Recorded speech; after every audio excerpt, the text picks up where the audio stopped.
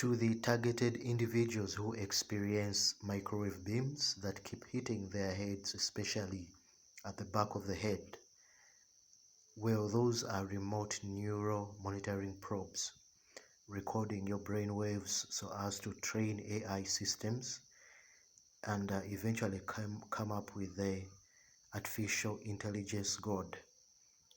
They are trying to mimic your soul and consciousness. Baal, Moloch, other fake gods, and their principalities are trying to mimic Yahweh and his creation. But all this is in vain. They shall lose in the end.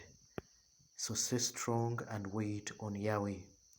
Watch the next video to understand what this whole entire operation is all about. Microchips implanted in our brains and artificial intelligence much smarter than humans.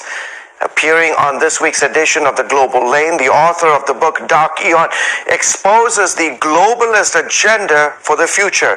Joe Allen explains scientism, the techno-elite's belief that science and technology, not God, are the means to human salvation.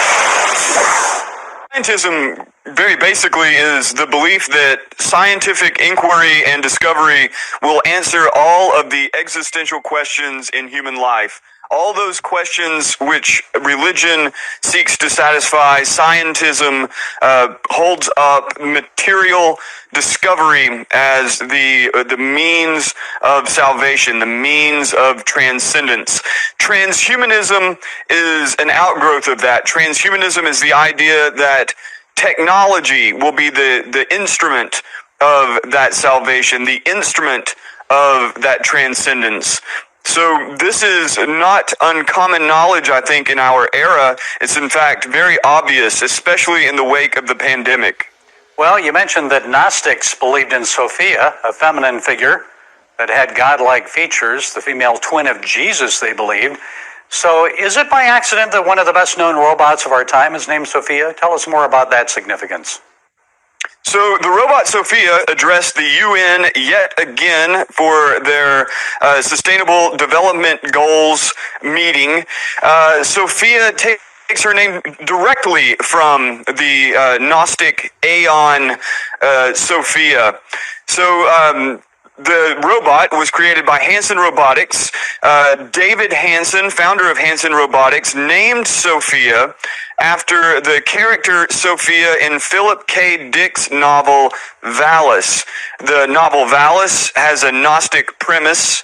The character Sophia is meant to symbolize the Sophia of Gnosticism. And if you look at the statements from David Hanson, if you look at David Hanson's PhD dissertation, and of course other figures in and around Hanson Robotics, it's without a doubt, there's no denying it. They are seeking to create a sort of technological inversion of what the ancient Gnostics put forward. Well, Elon Musk has talked about implanting an AI microchip into our brain. Do you really see that happening? What would that mean for humanity? Would it make us smarter, destroy us, both? So Elon Musk, who September 18th discussed this with Benjamin Netanyahu and also two other prestigious AI thinkers, he foresees a potential future in which, he said, hundreds of millions or billions of people would be implanted with these in order to guide AI according to human will. And this is not something that will happen. Neuralink, his company, Musk's company, just got FDA approval, but there are two other companies, BlackRock Neurotech, funded by Peter Thiel, and Synchron, which is funded by both Jeff Bezos and Bill Gates. Both of these companies already have brain-computer interfaces implanted in human brains that allow them to interact with digital devices by way of artificial intelligence. This is already a reality. Well, what about the human soul here, Joe? While they may be smarter than most humans at this point, AI and robots lack a soul. And it sounds like these creators are trying to play God or replace God. So what difference does all this make?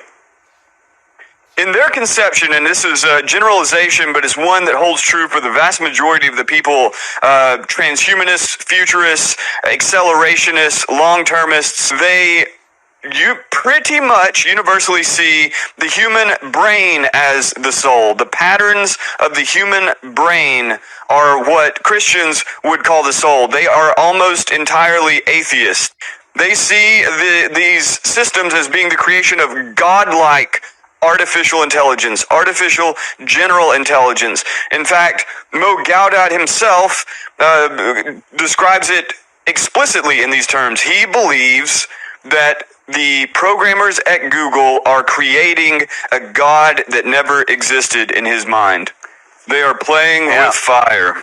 Yeah, it's big time. Yeah, trying to play God. So what do we do about it?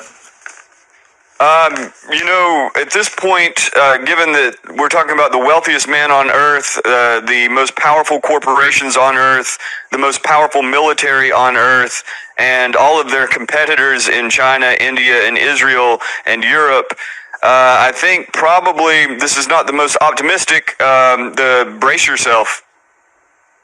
Not much we can do. I mean, I think on an individual level, there's plenty. And on a communal level, there's plenty. But I think there's going to be a lot of sacrifices for anybody who doesn't want to play along with this whole thing. Okay, the book is Dark Aeon, Transhumanism and the War Against Humanity. Joe Allen, thanks for providing us with your insights. We appreciate it. Very glad to. Thank you very much. Thank you for having me.